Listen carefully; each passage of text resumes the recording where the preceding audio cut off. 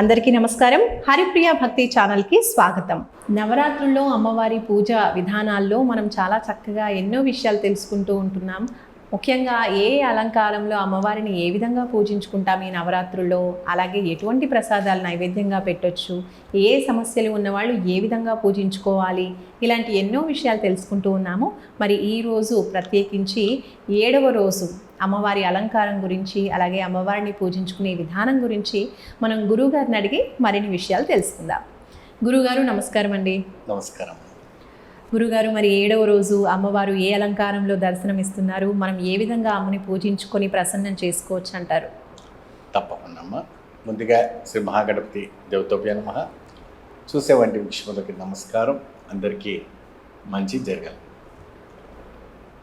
సకలము మూలమైనటువంటి మూలా నక్షత్రం. ఈ మూలా నక్షత్రం రోజున అమ్మవారిని ప్రత్యేకంగా మనం పూజించేది, మనకు గుర్తు వచ్చేది భాస్కర నిలయనటువంటి సరస్వతీదేవి. సరస్వతి అమ్మవారు బ్రహ్మకు పత్ని అయినప్పటికీ ప్రజలకి మాతృమూర్తిగా, లోకనాయకిగా ఆవిడ గారు పుస్తకపాణిగా మారారు. ఆవిడ గారి అద్భుతమైనటువంటి ఒక శక్తి. సరస్వతి వరదే కామరూపిణి విద్యారంభం కరిష్యామి సిద్ధి బుద్ధి భవతువే సదా. ఆ అమ్మవారిని నిరంతరంగా పూజించడం వల్ల ఒక శ్లోకం చెప్తేనే సకలమైనటువంటి ఒక వాక్కు వాణిన్యము రాణ్యము జరుగుతుంది. మాట్లాడలేని వంటి ఒక పసిబాలుడు కూడా ఆ అమ్మవారు వాక్కు చైతన్యం ఇవ్వటం అనేది జరుగుతుంటుంది.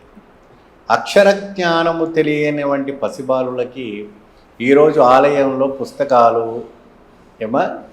మరియు లేఖలు, పెన్స్ అంటారు కదమ్మా, అవి పెన్సిల్స్ అవంతా కూడా ఉచితంగా వచ్చేవంటి భక్తులకి ఇవ్వటం అనేది జరుగుతుంది. ఆ భక్తుల ఒక పరిణామక్షించుకున్నవంటే శ్వేతాంబరత్తుతో, శ్వేత అంశముతో అమ్మవారు దిగి అలా అష్టభుజతో మనకు కనపడుతూ ఉంటుంది. అంటే చతుర్ముఖ చేతులతో లోకవాహినిగా మనకి అమ్మవారు సరస్వతీదేవిగా చూస్తుంటుంది. ఈరోజు ప్రత్యేకంగా అక్షరాలుతో, అంటే పిల్లలకి కొంతమంది జ్ఞానం రాదు.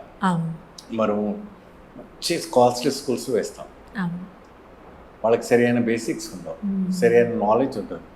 ఎప్పుడు చూస్తాం ఫెయిల్ ఫెయిల్ ఫెయిల్ ఫెయిల్ రావడం. వీళ్ళేమో తల్లిదండ్రులు బిజినెస్లో ఉంటారు, లేదా ఏదైనా జాబ్ చేస్తుంటారు, వీళ్ళపైన దృష్టి పెట్టలేరు. ఒక ట్యూషన్ టీచర్ని పెడతారు, లేదా ఇంకోవరిని పెడతారు. అక్కడ డబ్బులు పోతున్నాయి, స్కూల్లో డబ్బులు పోతున్నాయి. పిల్లలు మాత్రం యథావిధిగా ఉంటాడో ఇప్పుడు ఉన్నవంటి అట్మాస్ఫియర్కి అదొక అట్రాక్ట్ అయిపోతున్నారు. ఏమండి? సో జ్ఞానము అంటే కొంతమంది అంటుంటారు, గురుగారు మనకు మెయిల్స్ ద్వారా రావటం ఏంటంటే, జ్ఞానం అనేది పూర్వజన్మ స్మృతమా? ఒక్కొక్కరికి ఏంటంటే పుస్తకాలు చదవకముందే అవకాశం పడతారు. ఎంత స్మార్ట్గా ఉంటారంటే వాళ్ళ పిల్లలు, అవి ఏంటి ఇలా ఉన్నారు, ఈ అమ్మాయి ఏంటి ఇలా ఉందనేసి ఒక్కొక్క ఇదిగా అవుతారు. అది అంటే ఒక సాధన చేయటం వల్ల రావటం అనేది జరుగుతుందని అనుకోవచ్చు కాదు. ఇది పూర్వజన్మ సుకృతం. వారు చేసిన తల్లిదండ్రులు ఒక పుణ్యం ఫలితం, దానము ఒక ఫలితము, వాళ్ళు చేసేటువంటి సాధన ఫలితం ద్వారా రావటం జరుగుతుంది. ఓకే. మరి ముఖ్యంగా సరస్వతీదేవిని ప్రసన్నం చేసుకోవడానికి చిన్నపిల్లలు కూడా, చదువుకునే పిల్లలు కూడా చక్కగా అమ్మవారిని ఈరోజు పూజించుకుంటూ ఉంటారు. బుక్స్, పెన్స్ అన్నీ పెట్టి చక్కగా పూజించుకుంటారు. చక్కగా మరి ఎటువంటి ప్రసాదాన్ని నైవేద్యంగా పెట్టాలి అంటారు? సరస్వతి అమ్మవారికి ఎక్కువ మాత్రము పల విధమైనటువంటి పదార్థాలు పెడతారు నైవేద్య పక్కన. అంటే ఎటువంటి నైవేద్యం పెడతారు?